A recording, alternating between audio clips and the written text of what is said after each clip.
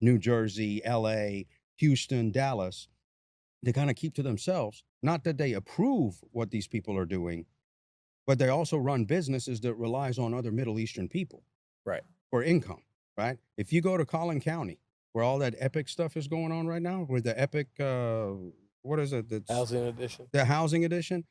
Collin County has the largest Middle Eastern and Muslim population in the Dallas-Fort Worth area.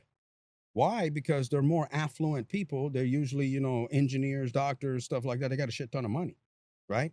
So with that stuff, but when something bad happens, they're embarrassed, right? Yeah. And culturally, most of them that own businesses, their customers are Middle Eastern. Yeah. So if they go against the tribal loyalty expectation and say something, it's almost like they're turning their back on the Middle East. Because the one thing about Middle Eastern people, they can't separate politics from religion. If somebody does something religiously, they look at it from a political perspective. Right. They go, oh, well, Hamas did this because they're Palestinians, because they're oppressed by the Israelis, not realizing to the Western society, you're justifying what Hamas is doing by giving an excuse because they're Palestinians. No, Right.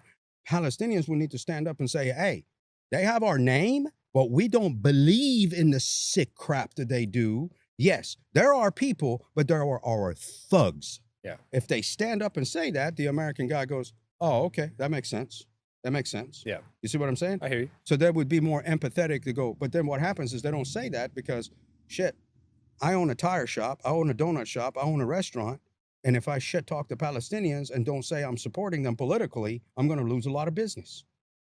You see what I'm saying? So That there's makes that sense. whole dynamic that works on the back end. So you have people not say anything. Now, there are some that do it, but they're not given a voice.